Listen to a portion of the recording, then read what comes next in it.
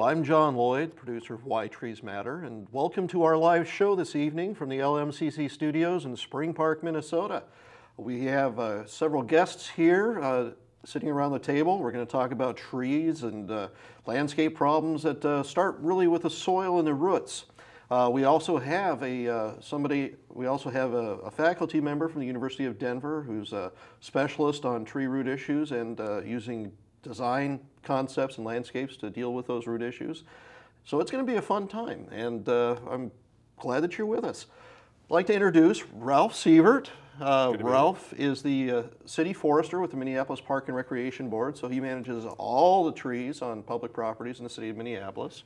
Welcome, Ralph. Thanks. Good to be here. And then we also have Scott Anderson with St. Croix Tree Care, and Scott has been an arborist for pretty much most of your life. Started out in Chicago and then worked his way up north, and he's been diagnosing and managing trees with root stress for a long period of time. So we have a great level of expertise here to get into some details.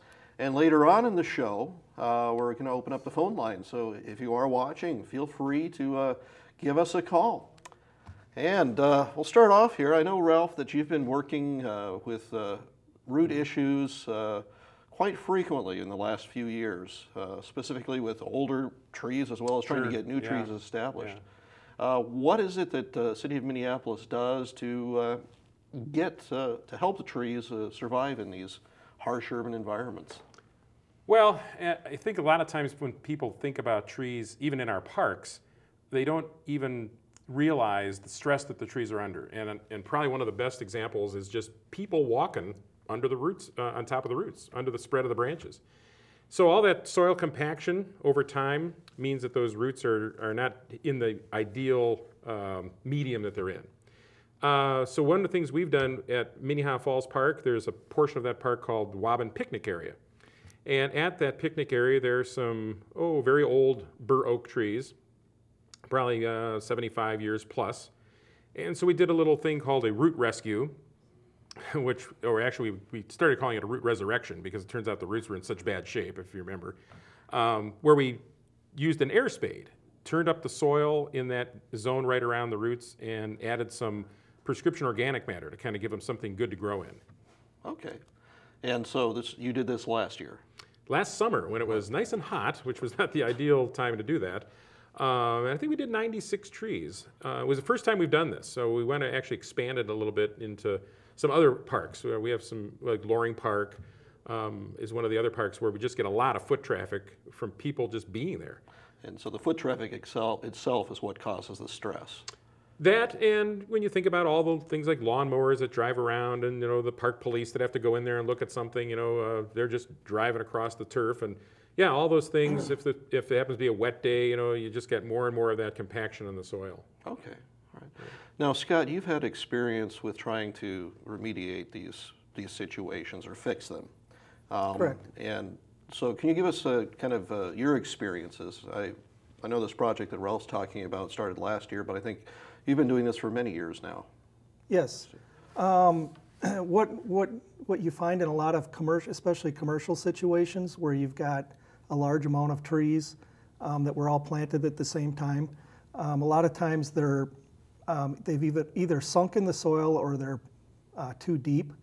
And one of the things that you can do is, Ralph talked about using an air spade. You can go in with compressed air and blow away the soil without damaging even the finer root hairs, and find that original root flare. And once that's discovered, you can kind of pull back the soil and with the air spade find that original root flare so that you can eliminate any girdling roots or roots that can wrap around and choke the trunk. Okay, so really what you're kind of doing is you're doing exploratory surgery on the tree root system. Correct. To kind of see what's there. And then I assume you're pruning the limbs or pruning the roots that are causing the strangulation problem? Or? Yeah, what you can do, and it depends on the size of the root, but you want to be able to cut. You don't have to necessarily rip the whole root out, but you can cut a window, what we call a window in it. And basically it's like a gap, probably about 1.5 inches, 2 inches long, so the root won't grow back together. Okay. And it relieves that pressure that's basically choking the tree. And how does that, how does that get started? If we're planting the trees, are we planting them wrong? Or? A lot of it's from nursery practices, just the way trees come in with the nursery, the way that soil is put on top a lot, and the way it comes from a root ball. Probably the first thing you want to do with planting is try and strip off the top of that and make sure that you can find that root flare before you plant the tree. Okay, well, we'll get into more of that right after we come back from break. Previously on America's favorite daytime drama, Lake Minnetonka. Brick has a secret. Bunny, Yes, Brick? I have a secret. What is it?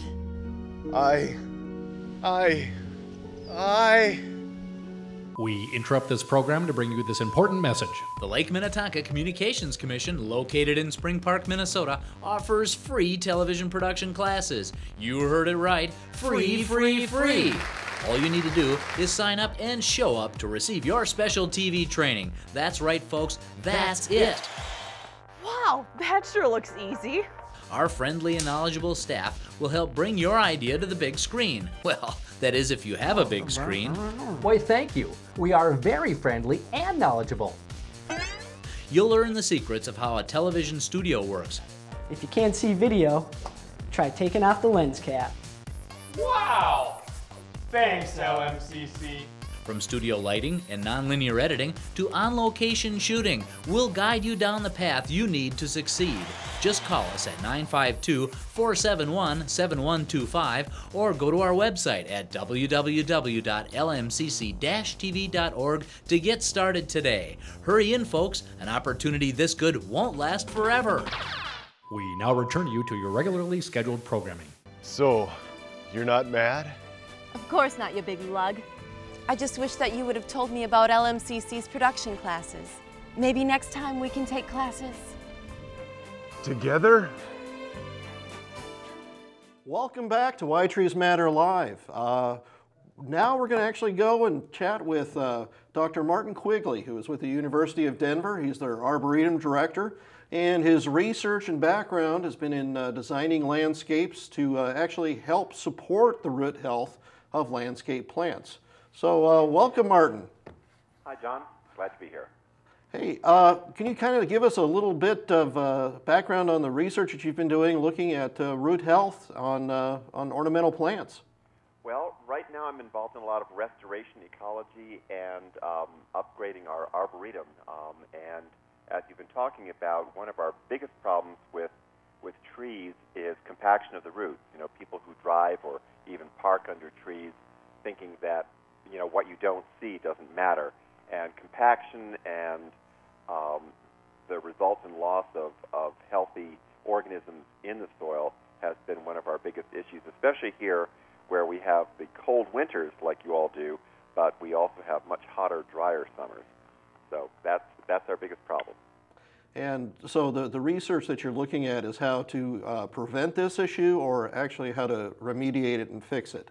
Well, both, but prevention only goes so far. I mean, we try to keep the vehicles off our tree roots, but, you know, things happen, especially, you know, with police, with security. Nobody's going to drive around when they can drive across. So amelioration is the big thing. Part of it, of course, is trying to put back a healthy system of organisms in the soil, and with the right composting, with the right organic matter on top, we can then bring about a healthy worm community to begin with, and that gives you a lot of aeration in addition to the nutrients. And I assume that probably helps with water holding capacity, since Denver is a pretty droughty area. Very. And we also have a real problem with trees in the wintertime. That is, we get some very warm weeks in January and February when the tops of the trees are begging for water, but the roots are still cold and dry, and it can lead to a lot of scald problems and other kind of winter dieback.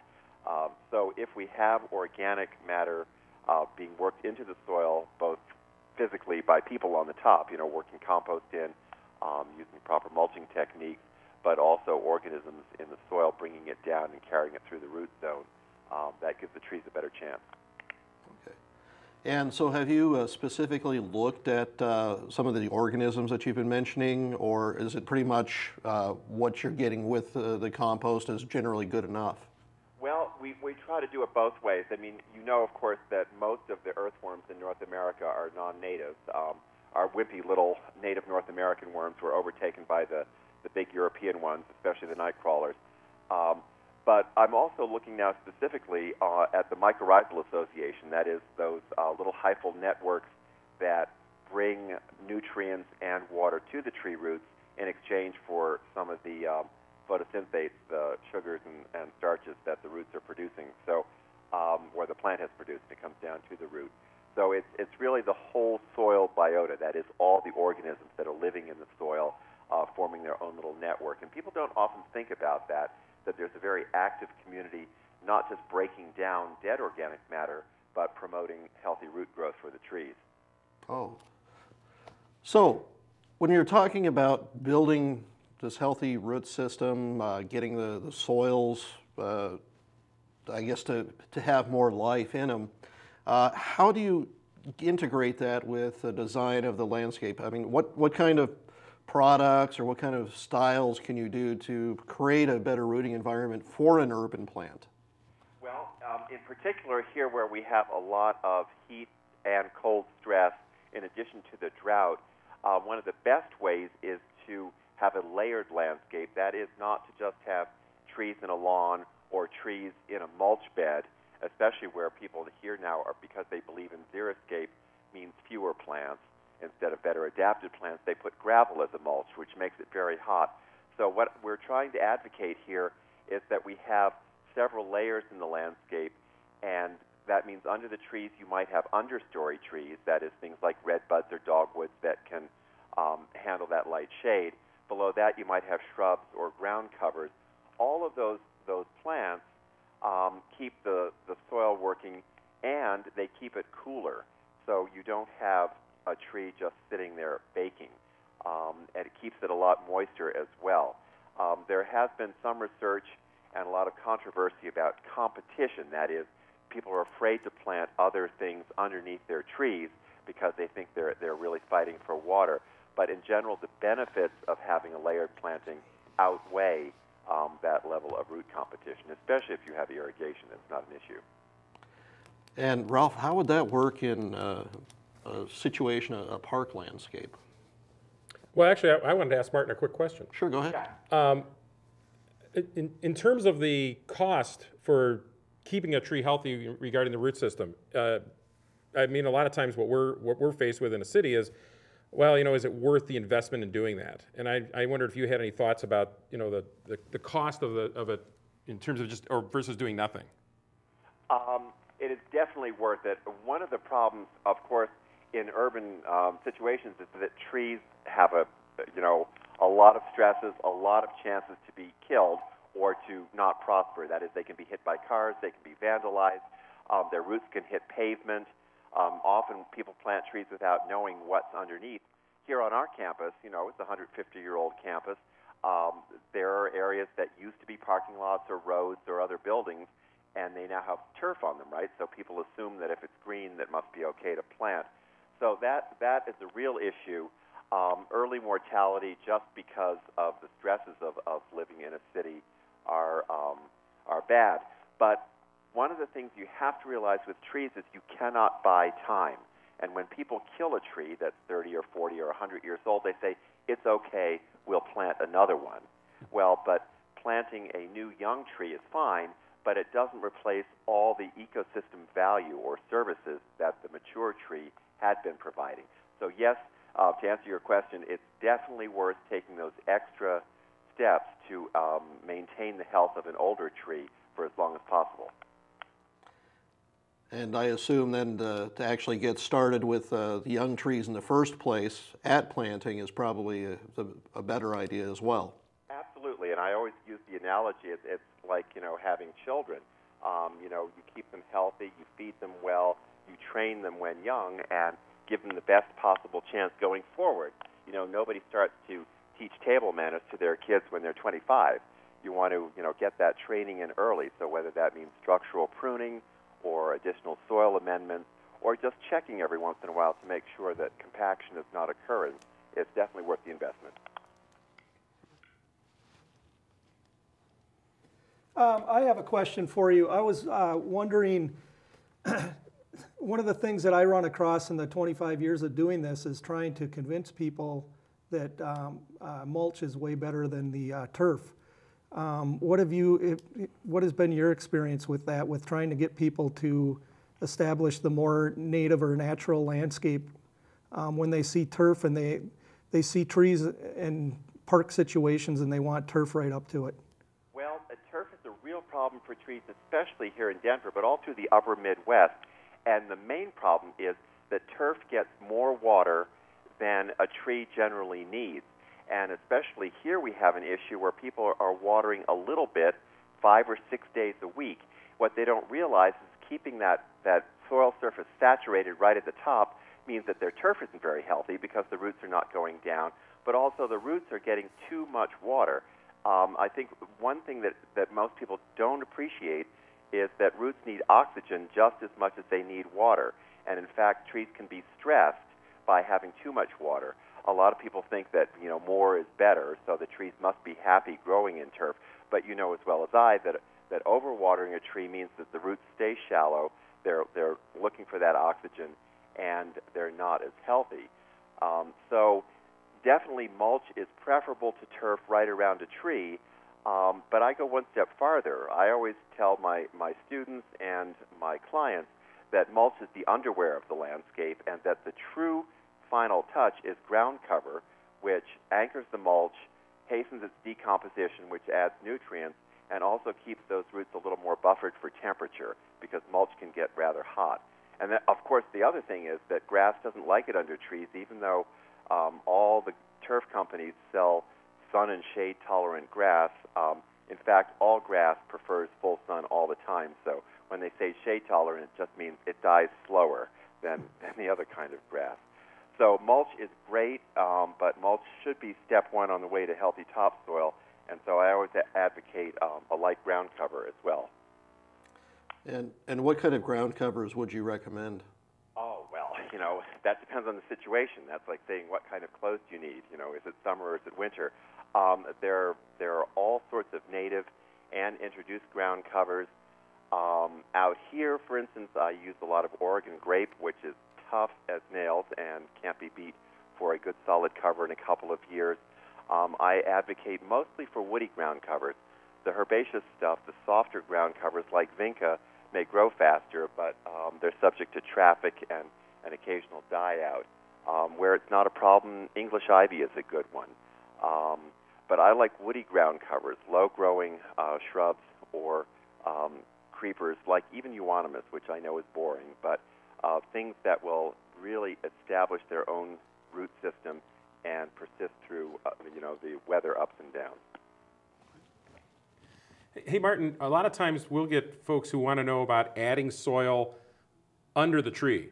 A lot of times, like right up against the trunk. Can you just kind of elaborate a little bit about what that does to the tree? Well, it's a really bad idea.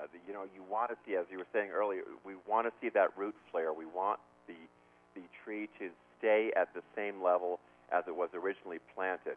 There are several problems with adding soil around a tree, and a lot of people do great. They want to cut down, or more often they want to fill around a tree.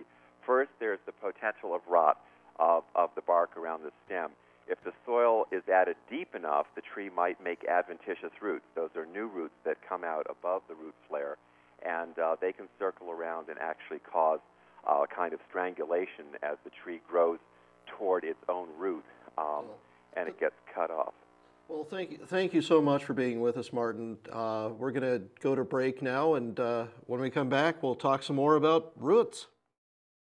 I'm a zebra mussel, and you're thinking party food. Well, I got news for you. We're not edible.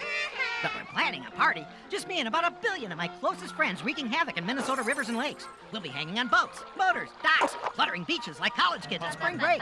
Hey! Even clogging power plants and waterworks. Not to mention swiping food from the locals. Sorry, Wally. To keep us out, drain your live wells and bait buckets. Remove all aquatic plants and party-crashing zebra mussels every time you trailer your boat. Remember, Minnesota, this ain't no clam bake. Clean boats mean clean waters. Joe. Stevens. Eric, over here. I'll take him right there. All right, thank you. Thank you. Over here.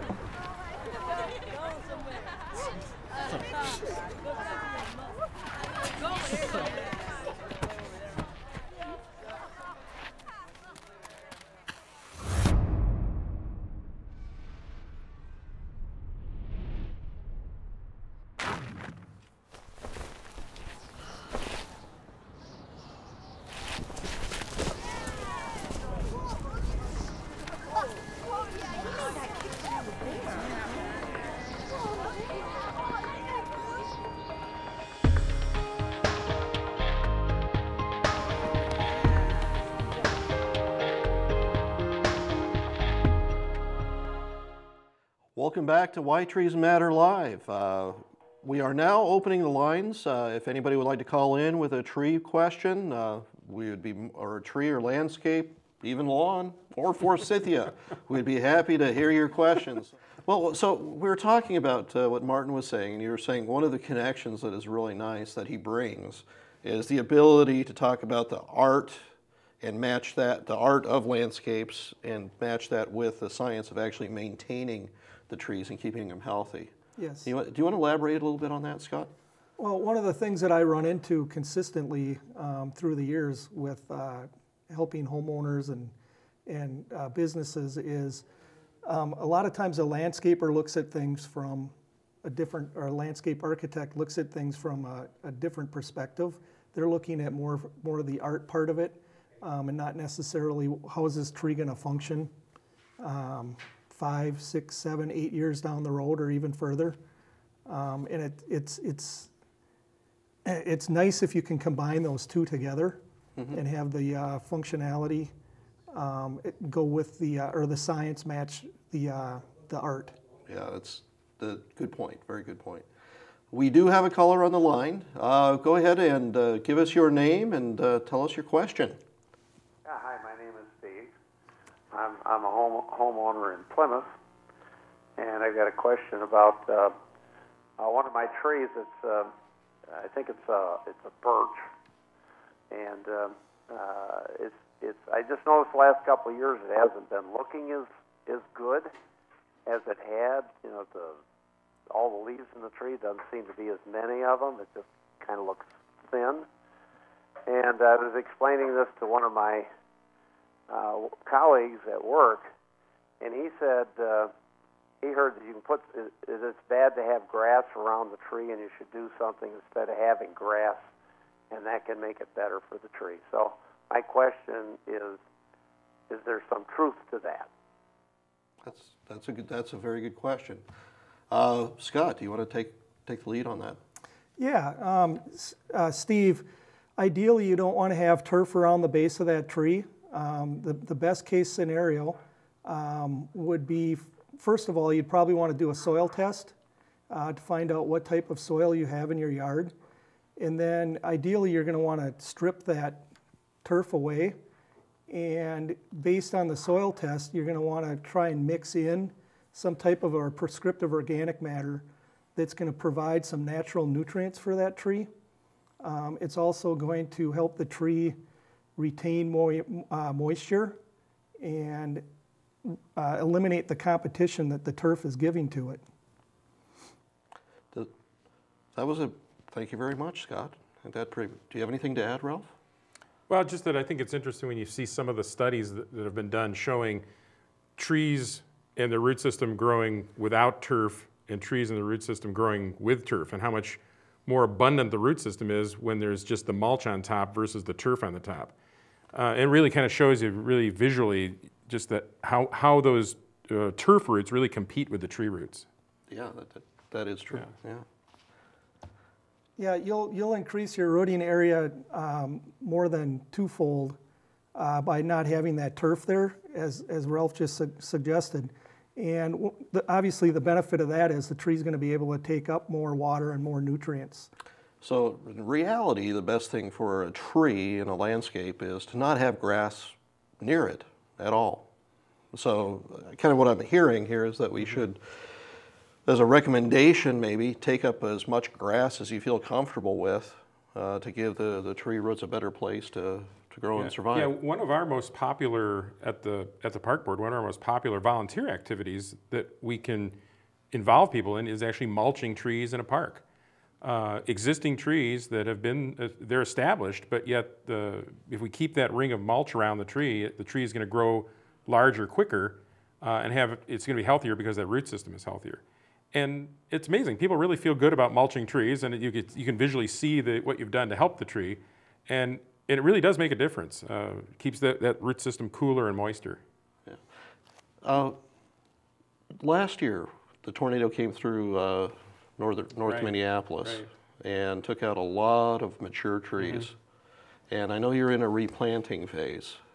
Yes, we're kind of wrapping up our big spring tree covery, as we call it, for that North Minneapolis area, where we're planting 3,100 trees just in 4 neighborhoods, which is pretty neat for us. And last week, when we had this Arbor Week, we involved volunteers from different companies, and the fun part was showing them how to properly plant a tree. And so some of the things we talked about earlier, you'll have that container grown tree, but yet that root flare was actually lower than the surface of the soil in the container. And so one of the things that our volunteers learned was when you get that tree out of the container, you have to get that soil off the top and find that root flare so you're planting it at the right depth. A lot of times people think you should really be planting that tree way deeper than in reality where it should be planted. So deeper is not better when it comes to planting trees. Oh, correct. Right. Okay. And are you guys doing anything with where you're putting the new trees, kind of along the lines of this mulching, composting, soils thing that Martin was talking about? Well, we do add soil. Our problem is a lot of times when those big stumps had been extracted and just pulled out of the ground, you really disturb that existing soil. So in some cases, we try to amend that soil a little bit, even if it's just with topsoil, to try to get something that's a little better in that general rooting area. But you don't want to do that too much, because a lot of times if the tree's roots are in this ideal growing area, they don't want to kind of go out where they should go and really get established. So we kind of weigh that. But all the trees are mulched after they're planted. We don't consider a tree finished being planted until that mulch ring is put around the tree. All right. Well, thank you, Ralph Sievert, City Forester of Minneapolis, and Scott Anderson from St. Croix Tree Care, and also Martin Quigley from the University of Denver. This has been Why Trees Matter Live, and thank you for joining us.